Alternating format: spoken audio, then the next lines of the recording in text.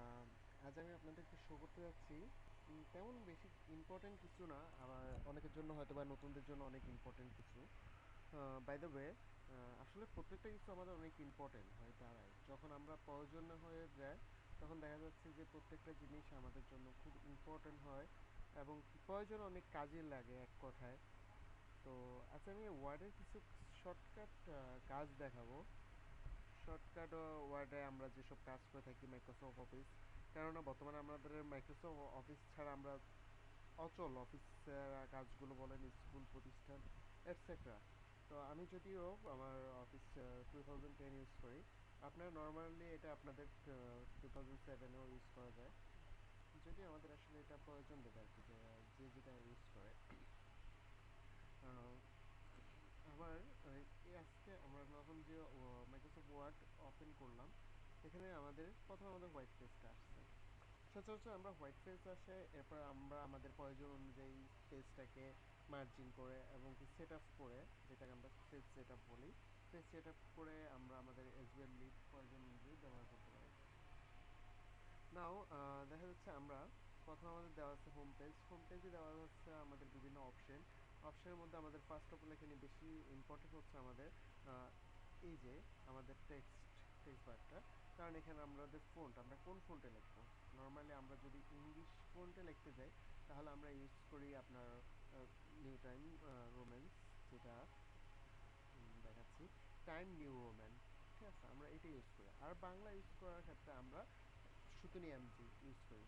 Sutonny MG সংক্ষিপ্তে যদি আমরা শর্টকাটে আমাদের এই যে ফোনটা নিয়ে আসতে চাই, তাহলে আমাদেরকে দিতে হবে কন্ট্রোল প্লাস ডি।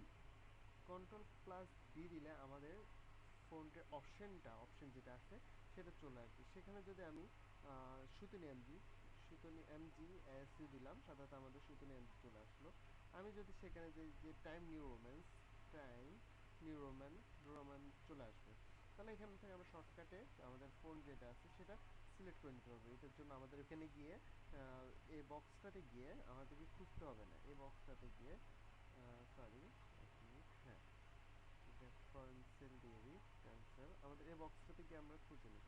ঠিক আছে, ওকে। নাও দেখা যাচ্ছে আমরা এখন যে পেজটাতে আসছি, এখানে আমি পেজ সেট আপ করতে হবে, কারণ পেজটা আমাদের এখন যেটা আছে এটা আমাদের প্রোগ্রামে যেভাবে সেট করা, আমরা সেই প্রোগ্রাম অনুযায়ী পেয়ে গেলাম। বাট এটা আমাদের দেখেন পেজ লেআউট নামে একটা অপশন আছে। পেজ লেআউট, পেজ লেআউটে গেলে আমাদের এখানে মার্জিন আছে, অর্গানাইজেশন আছে, তারপর সাইজ কলাম। মার্জিন হচ্ছে আমাদের পেজের যে পাশে যে বর্ডারগুলো আছে, সেটা আমি কোন মানে কত স্পেস রেখে জায়গাটা রাখবো। লাইক দ্যাট আমি এখানে আমার ন্যারো দেওয়া আছে, আমি ন্যারো সবগুলো লেফট রাইট এবং টপ বটম সব দিকে 0.5 দেওয়া আছে। আমি যদি চাই তাহলে আমি এটা কাস্টম মার্জিন করে আমি আমার ইচ্ছা অনুযায়ী সেখানে পয়েন্ট দিতে পারবো। এখানে পয়েন্ট আছে left, top, left, right, bottom, right, আচ্ছা, যেগুলো আমাদের প্রয়োজন সে অনুযায়ী আমি দিতে পারবো। সো আমি নর্মালি আমার যেটা ইউজ করি 0.5, আমি সেটা ক্লিক করলাম। এরপর আসলে আমাদের অরিয়েন্টেশন। অরিয়েন্টেশনটা হলো আমাদের ফেসটা কি আমরা লম্বা রাখবো নাকি বাঁকা করে রাখবো। ঠিক আছে, এখানে আছে আমাদের পোর্ট্রেট, ল্যান্ডস্কেপ আমাদের লম্বা করে, আর পোর্ট্রেট হচ্ছে আমাদের সোজা করে, যেটা সেভাবে আমি পোর্ট্রেট ইউজ করি। সাইজ, এখন আসলে আমাদের সাইজটা হলো কি আমাদের ফেসটা আমি কোন সাইজ ইউজ করবো, লেটার সাইজ নাকি আমরা A4 সাইজ নাকি লিগ্যাল সাইজ। আসলে A4 বলতে আমরা যেটা সচরাচর নর্মালি যে কাগজগুলোতে আমরা চিঠি অথবা দরখাস্ত লিখি, সেটা A4-এ আমরা ইউজ করে থাকি। চাইলে আমি আমার ইচ্ছা অনুযায়ী সেখানে পেজ ইউজ করতে পারবো, এটা কোনো ফরক না, এটা আপনি আপনার প্রয়োজন অনুযায়ী ব্যবহার করতে পারবেন। আমি আমার A4 দিলাম। এরপর কলাম।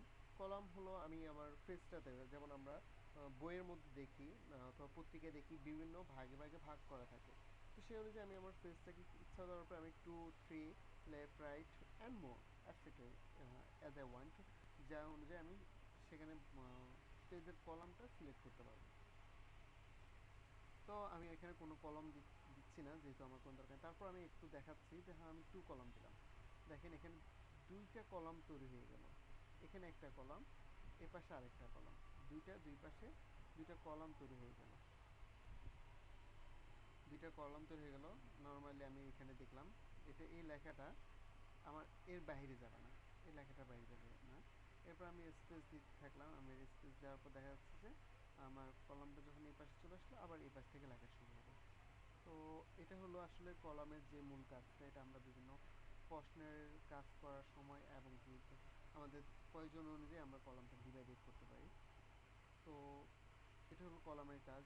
পেজ কালার, পেজ কালারটা আমি পেজের কালার দেখা যাচ্ছে আমাদের ব্রাইটনেসটা এখন বেশি, এটা ব্রাইটনেস আমি হোয়াইট ব্রাইটনেস থেকে কাজ করতে আমি কমফোর্টেবল ফিল করতেছি না, আমি অ্যাজ লাইক আমার ইচ্ছা মতো পেজ কালারটা দিয়ে দেবো। যদি আমাদের পেজ এইখানে ওয়ার্ডের পেজ কালারটা আমাদের প্রিন্ট আউট করার সময় এটা অ্যাগ্রি হয় না, প্রিন্ট আউটের সময় এটা অ্যাটাচ হয় না, কিন্তু এটা জাস্ট পেজ নর্মালি আমাদের ভিউর জন্য থাকে আর কি।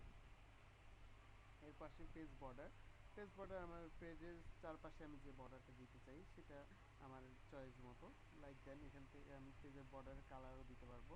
এরপর আমার পেজ আর্ট, এখান থেকে আমি আমার পছন্দ অনুযায়ী বিভিন্ন ডিজাইন যেগুলো আছে চারপাশে আমি দিয়ে দিতে পারবো নর্মালি।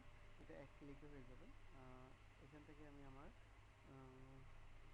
কলামটা রিমুভ করে দিই, যেটা আমার কলামের কোনো দরকার নেই।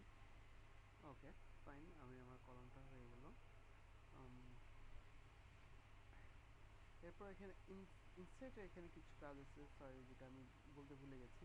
সেখানে আছে আমাদের কভার পেজ, এরপর blank page, page back, tables, picture, art, shape, etcetera. এখান থেকে মূল ইম্পর্টেন্ট যে কাজটা হলো তা হলো আমাদের টেবিল আমাদের লাগে। টেবিল লাগে, যেমন আমাদের টেবিল আমি কোন সাইজের কি বিভিন্ন ঘর করার জন্য, বিভিন্ন স্টেপ বাই স্টেপ তার নাম লেখার জন্য বিভিন্ন ক্ষেত্রে আমাদের টেবিল লাগে। সেখান থেকে আমি আমার ইচ্ছা মতো আমার টেবিলটা আমি চয়েস করতে পারবো। এরপর আমি যদি চাই যে না আমার এখানে যেগুলো দেওয়া আছে সেগুলো আমার এর চেয়ে বেশি লাগতেছে, তাহলে আমি আমার ড্র ড্র টেবিলের উপর ক্লিক করলে আমার সেখানে ড্র টেবিলের উপর ক্লিক করলে আমার চলে আসবে, সরি ইনসার্ট টেবিলে ক্লিক করলে আমার চলে আসবে। আমি আমার ইচ্ছা অনুযায়ী কলাম র আমি এখানে দিয়ে দিলাম 50টা 56টা কলাম, দেখবেন আমার ইচ্ছা, আমি জাস্ট একটু দেখানোর জন্য। ওকে, ওকে, ওকে দিলাম, আমার এখানে কলামটা রেডি হয়ে গেল। অনেকগুলো কলাম, যেটা আমি অনেকগুলো দিচ্ছি, এটা আসলে আমাদের ইচ্ছা অনুযায়ী আমরা দিতে পারবো।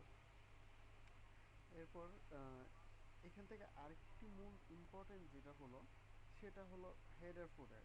দেখা যাচ্ছে আমি উপরে একটা নাম লিখবো, আমার উপরে আমার একটা কোম্পানির নাম, আমি অল টাইম এইটা যতগুলো পেজ লেখা হোক না কেন আমি কোম্পানির নামটা সেট করে রাখতে যাচ্ছি, আমার উপরে নামটা সেট থাকবে, যার কারণে আমি হেডার হেডার ইউজ করতে পারি। এটা ইউজ করলে আমার এখানে একটা অপশন চলে আসবে, অপশন, আমি এখানে এখন যাই লিখবো, আমার যতগুলো পেজ নিচের দিকে আমার নামতে থাকুক না কেন আমার হেডারে প্রথম পেজে যেটা লিখবো সেটা প্রত্যেকটা পেজে অটোমেটিকলি চলে আসবে। এবং কি আমি যদি চাই ফুটার ইউজ করার জন্য, ফুটার হলো নিচের পাশে ঠিক সেম নিচের দিকে আমি যেমন একটা নাম লেখা রাখবো যে এই বিষয়ে, অথবা আমার কোম্পানির একটা লোগো দিয়ে রাখবো আমার চয়েস অনুযায়ী, সে অথবা অ্যাড্রেস দিয়ে রাখবো, ঠিক সেম প্রত্যেকটা পেজ যতগুলো পেজ হোক না কেন অটোমেটিকলি সেখানেও থাকবে। ওকে, যদি আমার হেডার এখন দরকার নেই তাই আমি হেডারটা এখন ক্যান্সেল করে দিচ্ছি। এরপর হলো এখানে আমাদের ইকুয়েশন ইকুয়েশন এবং স্যাম্পল দুইটা অপশন দেখতে পাচ্ছেন একদম ডান পাশে কর্নারে, ইকুয়েশন অ্যান্ড স্যাম্পল। ইকুয়েশনগুলো হলো আমরা ম্যাথ করার সময় দেখা যাচ্ছে আমাদের স্কোয়ার দিতে হচ্ছে, এরপর ভাগ গুণ চিহ্ন বিভিন্ন ধরনের স্যাম্পল ইউজ করতে হচ্ছে, সেগুলো আমরা এখান থেকে ইকুয়েশন থেকে পেয়ে থাকি। সেখান থেকে আমরা আমাদের ইচ্ছা অনুযায়ী ইকুয়েশনগুলো ইউজ করতে পারি, আমাদের বিভিন্ন অপশন দেওয়া আছে ইকুয়েশনের। এরপর আসে আমাদের স্যাম্পল। স্যাম্পলটা হলো ঠিক আমাদের কোনো তীর চিহ্ন দেওয়া দিতে হচ্ছে, অথবা আমাদের একটা মার্ক করে দেব যে এটা এরকম। তো এখানে বিভিন্ন ধরনের স্যাম্পল আছে, আপনি চাইলে একটা ব্রাউজ করলে বুঝতে পারবেন যে এখানে আসলে কি স্যাম্পলটা।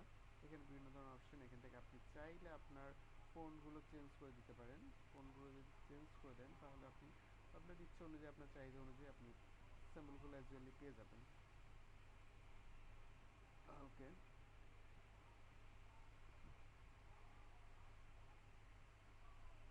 এরপর আমাদের ফেজ লেআউট হয়ে গেল আমাদের। এখন এখানে আছে bold, italic, underline.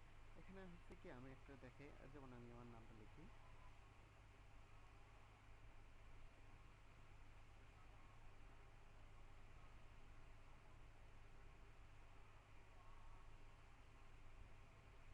MD Abdul কাদের আমার নাম লিখলাম, সেটাকে আমি আমার ইচ্ছা অনুযায়ী আমি সাইজটা বড় করে দিলাম। ওকে, এখানে হলো আমি বোল্ড, আমার লেখাটাকে একটু হাইলাইট করতে যাচ্ছি, সেক্ষেত্রে আমি বোল্ড ইউজ করে আমার লেখাটাকে হাইলাইটটা করতে পারি। ইতালিক, আমরা একটু ইতালিক বাঁকা করে লিখতে যাচ্ছি, আমার লেখাটা এখন ইতালিক ক্লিক করলাম, বাঁকা হয়ে গেল। আমি চাইলে আন্ডারলাইন করে দিতে পারি। এখন কি এখানে আন্ডারলাইনটা আমি আমার ইচ্ছা অনুযায়ী করতে পারি। আমি আন্ডারলাইনটা কীভাবে করবো, ডাবল রোতে করবো নাকি সিঙ্গেল রো নাকি গ্যাপ রো, অ্যাটসেট্রা যেগুলো আছে আমরা আমার চাহিদা অনুযায়ী, আমার পছন্দ অনুযায়ী আমি সেখান থেকে র ইউজ করতে পারবো, আন্ডারলাইন ইউজ করতে পারবো। এরপর রেফারেন্স, এখানে রিভিউ,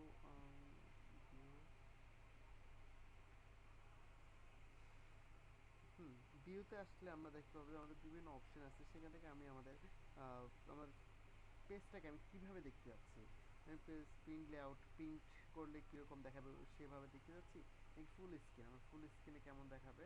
ফুল স্ক্রিনে চলে আসবে, আমার ফুল স্ক্রিন অন্য কোনো অপশন দেখাবে না, জাস্ট আমি যেটা পেজটা থাকবে সেটা আমি চাইলে আমার ডান পাশে কর্নার গিয়ে ক্রস দিয়ে দিলে আবার আমার মূল অপশনে চলে যাবে। আমি চাইলে ওয়েব লেআউট, আমার ওয়েবসাইটে লিখলে লেখাটা কেমন দেখাবে, লাইন আউটলাইনে কেমন দেখাবে, একটা বিভিন্ন ধরনের অপশন আছে এখানে। আমি আমার চাহিদা অনুযায়ী, আমার পছন্দ অনুযায়ী আমি চাইলে ইউজ করতে পারি।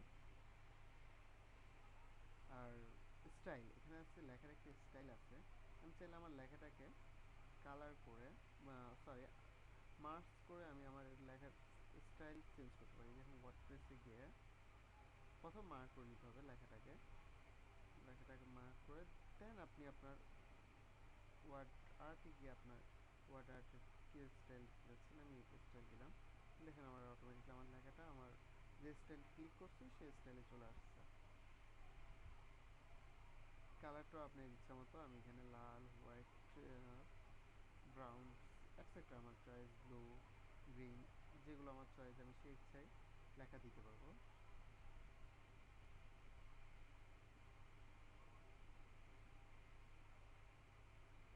আসলে মাইক্রোসফট ওয়ার্ডগুলো আমাদের বিভিন্ন দরকার হয়, বর্তমানে আমরা শিক্ষাক্ষেত্রে বেশিরভাগ মাইক্রোসফট ইউজ করে থাকি। আমরা বিভিন্ন ধরনের সব ভার্সিটির স্টুডেন্টরা এখন বর্তমানে মাইক্রোসফটের উপর খুব নির্ভরশীল, কেননা আমাদের প্রাইভেট ভার্সিটি বলেন, সরকারি ভার্সিটি যেগুলো হোক না কেন, সবগুলোতে দেখা যাচ্ছে আমাদের অ্যাসাইনমেন্ট জমা করতে আমাদেরকে কম্পিউটার প্রিন্ট করতে হয়। এবং কি দেখা যাচ্ছে ওইটা যদি আমি দোকানে গিয়ে কম্পিউটার প্রিন্ট করতে যাই তাহলে আমার থেকে 50 টাকা 100 টাকা নিয়ে নিচ্ছে। এবং কি আমি যদি আমার বাসায়, এখন আমরা বাসায় প্রত্যেকেই সবাই কম্পিউটার থাকে, জাস্ট নর্মালি একটু কষ্ট করে প্রত্যেক দিন নিজের কাজটা করে নিলে আপনার 50 টাকার জায়গায় আপনার 5 টাকা দিয়ে ওই কাজটা হয়ে যাচ্ছে। যেমন আপনি যদি চান তাহলে আপনার টাইপিংটা, আপনার যেই লেখাটা, আপনার অ্যাসাইনমেন্টটা, সেটা বাসায় করে আপনার দোকান থেকে 5 টাকা দিয়ে প্রিন্ট করে নিতে পারেন, অথবা 10 টাকা নিতে পারে, 5-10 টাকা যেখানে যত নেয়, যাই হোক না সেখানে আপনার 50-100 টাকার কাজটা আপনি নিজেই বাসায় বসে নিজে করে ফেলতে পারবেন। তাহলে এতে করে আপনার নিজের একটা এক্সপিরিয়েন্স হলো, কম্পিউটারে আইকিউটা বাড়লো, এবং কি আপনি নিজেও অনেক নিজের কোনো কাজ নিজেই কমপ্লিট করে নিজের আর্থিকভাবেও নিজে সেভ করতে পারবেন। যেহেতু স্টুডেন্ট হিসাবে, সেহেতু নিজের সেভ করাটা সবচেয়ে বেটার, আই থিঙ্ক সো। ওকে, আর এখানে তেমন আমাদের রাইটিংয়ের ক্ষেত্রে তেমন বেশি ইম্পর্টেন্স কিছু পড়া হয় না। যদিও আপনাদের কোনো কিছু প্রবলেম থাকে তাহলে অবশ্যই আমার সাথে যোগাযোগ করবেন, আমি আপনাদেরকে যথেষ্ট পরিমাণে আমার যতটুকু সম্ভব এবং কি আমি যতটুকু পারি, নিজে যতটুকু জানি অতটুকু জানানোর চেষ্টা করব। এবং আপনারা যদি চান যে আমার কোনো কিছু ভুল হয়েছে অথবা আমার আরও কিছু দরকার, সেটা আমাকে পরামর্শ দিবেন, আমি বন্ধুত্ব সহিত আপনাদের পরামর্শগুলো গ্রহণ করব। এবং কি নিজের থেকে যা আছে আপনাদেরকে বন্ধুত্ব সহিত তা প্রোভাইড করার চেষ্টা করব, আপনাদেরকে দেওয়ার চেষ্টা করব, কারণ একে অপরকে জানিয়ে জীবনটা এগিয়ে নিতে হয়। সো ধন্যবাদ আপনাদেরকে। আমার ভিডিওটা যদি ভালো লেগে থাকে অবশ্যই সাবস্ক্রাইব এবং কি লাইক করবেন। ধন্যবাদ। যদি এর চেয়ে বেশি কিছু জানার থাকে তাহলে অবশ্যই আমাকে আমার কমেন্ট বক্সে কমেন্ট করবেন, আমি রিপ্লাই দিব। আর পার্সোনালি যদি কনসিডার থাকে আপনারা আমাকে আপনাদের ইমেল অ্যাড্রেস দিবেন, আমি আপনাদের সাথে ইমেলে কন্ট্যাক্ট করব। ধন্যবাদ, ভালো থাকবেন, আল্লাহ হাফেজ।